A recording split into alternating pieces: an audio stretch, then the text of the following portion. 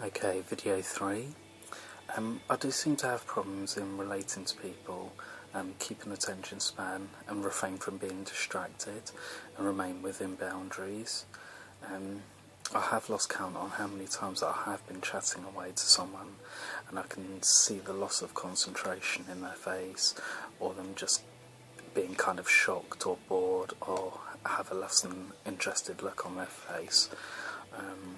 It's obviously not a nice thing to notice either straight away or eventually. I think I have been able to notice it more than friends and family think I have, but even so, apparently sometimes I haven't noticed at all. This has eventually led me to now suspect that most people have lost interest in whatever I am saying pretty soon into any conversation, which makes talking to new people quite hard and a massive ball ache, because I'm pretty much looking for these signs, which, because of my then processing problems, make me forget what I'm saying and what I wanted to say, making the whole talking to people a lot harder. Doesn't mean I won't talk to people, but it does make me question if people are interested in anything I have to say at all, which isn't fun.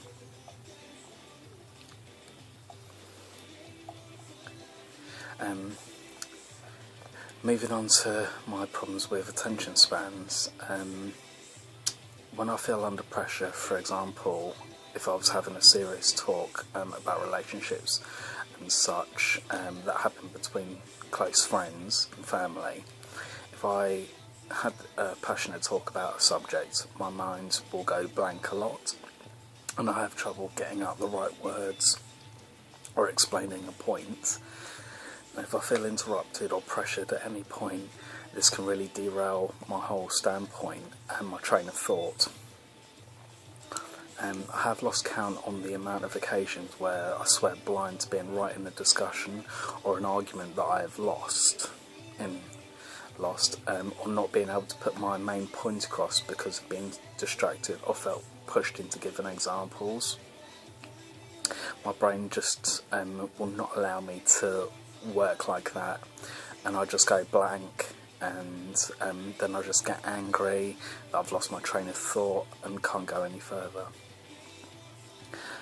I'm the perfect example of having some kind of altercation happen, and only afterwards, or anything up to days later, I will have the perfect thing to say or way to react, and will become clear to me and pop into my head.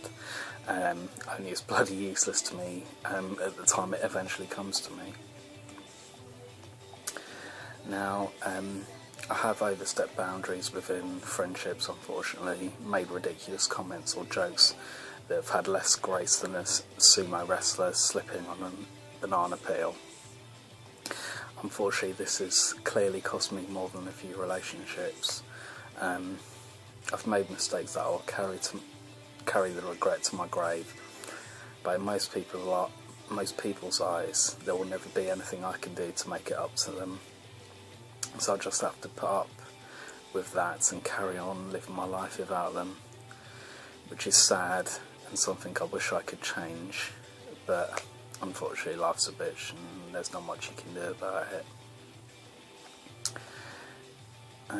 I've never really had sort of trust issues. I unfortunately blindly trust too many people and share things with people that don't deserve to have anything more than a passing hello, if that.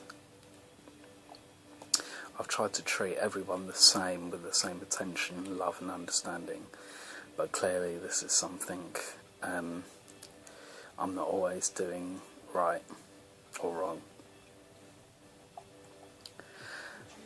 I do think that a lot of people are either emotionally stunted or just plain ignorant to the fact that hardly any two people cope with life in the same way. Just because one person is able to cope with the daily grind doesn't mean the guy sitting next to you on the bus can. The term going postal came from somewhere, just because some people are able to bottle up things more than others and make it not affect them or clearly affect them. but in the end, these things can, if bottled up too much, can cause more damage down the line. Well, not sure what else to say or anything, but I'd love to hear from people, their views on videos so far on this one. If there's any questions or anything you want to know about in particular, just ask away. Like and subscribe if you want to, if you like what you see and hear, and yeah, just let me know. See you later.